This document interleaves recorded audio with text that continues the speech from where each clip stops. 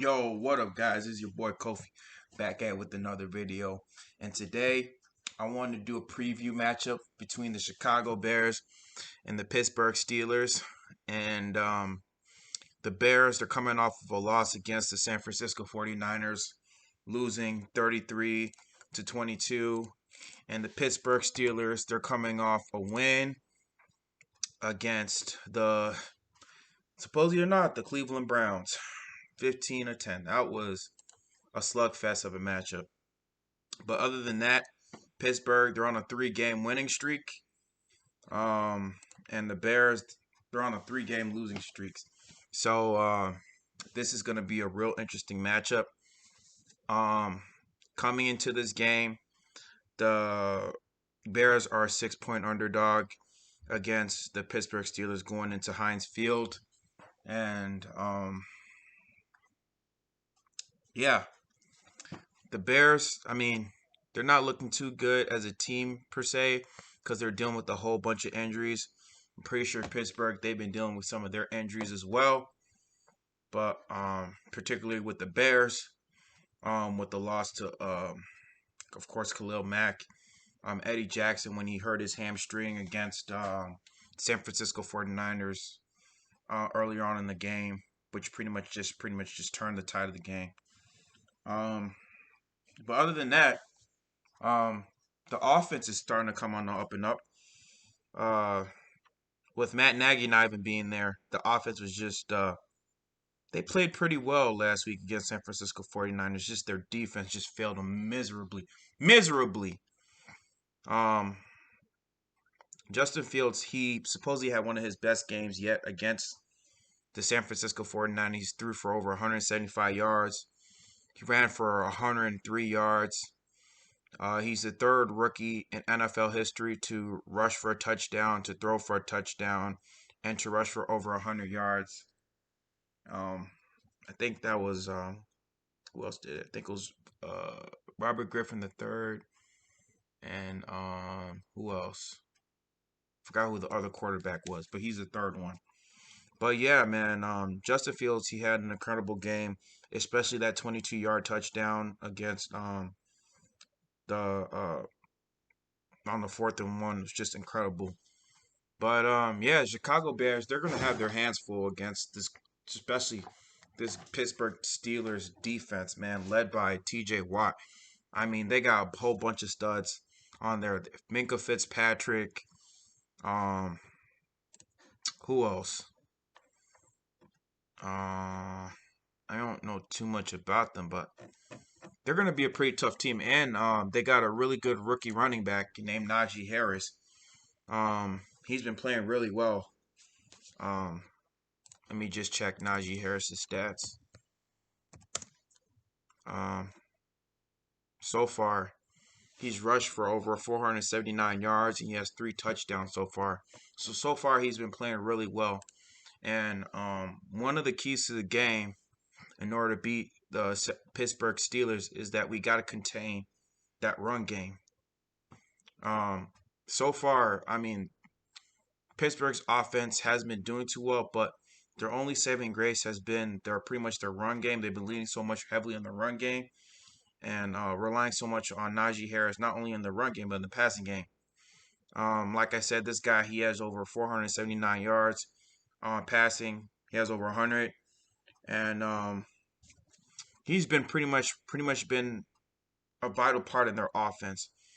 And so what we have to do is that we need to shut down the run game. We need to shut down Najee Harris, because when you take him away, you take away their offense, and you make Ben Roethlisberger's life a living hell, because this guy has not been good. Like, Ben Roethlisberger is a shell of himself. He hasn't been that same type of player pre 2014, and he's just looking washed up, man. And if you take Najee Harris as one of his security blankets away, you're really going to neutralize their offense. Another thing, key to this game, in order to beat San Francisco, in order to beat Pittsburgh Steelers, is that you need to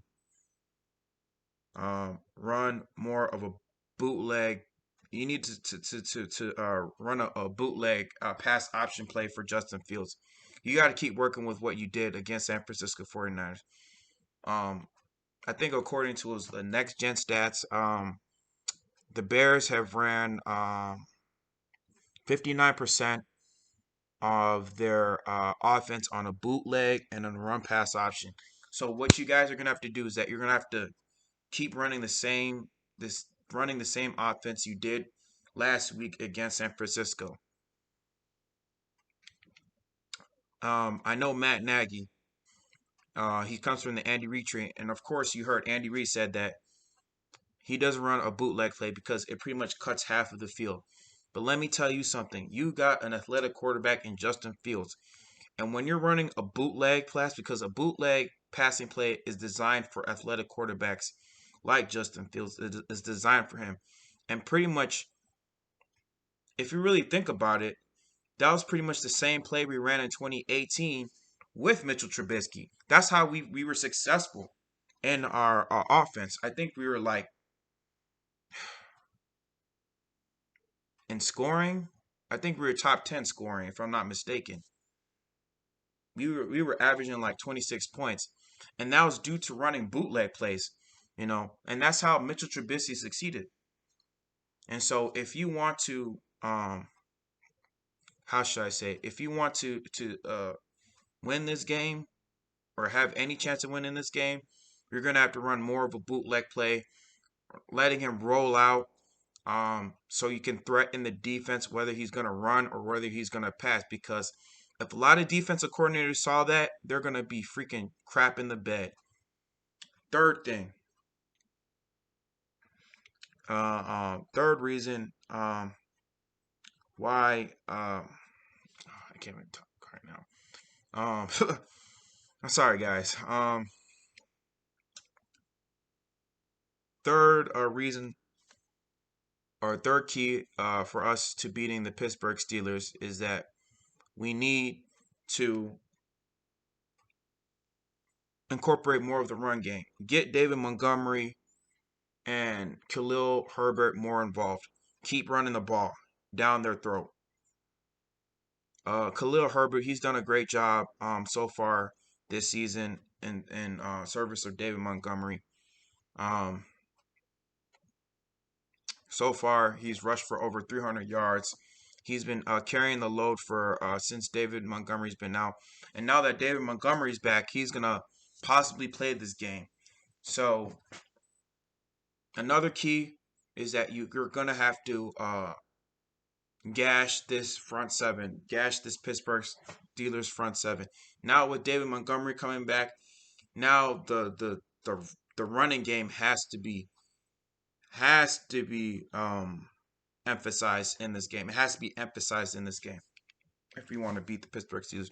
Because if you're allowing Justin Fields to drop back so many times behind that offensive line, behind that pocket, the Pittsburgh Steelers front seven is going to eat them up. They're going to eat them up real bad, and you don't want that. You do not want that. So you're going to have to figure out how to get the run game involved, how to get Khalil Herbert involved, find running lanes to get involved. These offensive line, they need to find these opening holes. They need to know their assignments. What's his name? Sam Mustipher. He needs to start blocking, knowing what his assignments is, and of course Cody Whitehair. Those are the main two guys. They need to really step up. And that's also going into the key of the game. The offensive line has to step up. The offensive line has to do their job. Know your assignments. If the offensive line knows their assignments, knowing their key matchups to these designed plays, these designed run plays, to these designed passing option plays, we're gonna have a chance because our offense. I can't even talk right now. Our offense is predicated to how well our offensive line is going to do well.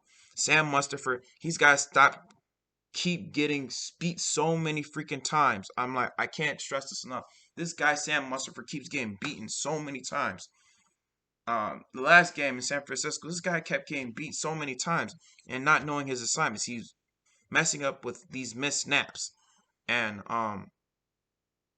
Cody Whitehair, not knowing his assignments too. Shoot, hell, even some of the tight ends too, like Cole Kmet, like he was missing some of his key blocks, and that needs to change this next game. These offensive players, especially this offensive line, they got to get it together because if we lose this game, it's going to take us out of playoff contention, and it's just going to really look bad for this season altogether. But this game, this is a make or break game because if we're going 3-6, there ain't no chance we're going to make the playoffs at all. And I mean, it's also good because we might fire Matt Nagy, and I kind of want Matt Nagy to get fired, but at the same time, you also want to boost your team's morale too, and yeah, guys, I mean, this Bears team, they got to get it together, or else it's gonna be a long season. But other than that, guys, this is your boy Kofi. Um, Stay tuned for tomorrow's main event podcast with my boy Jonah Pitney.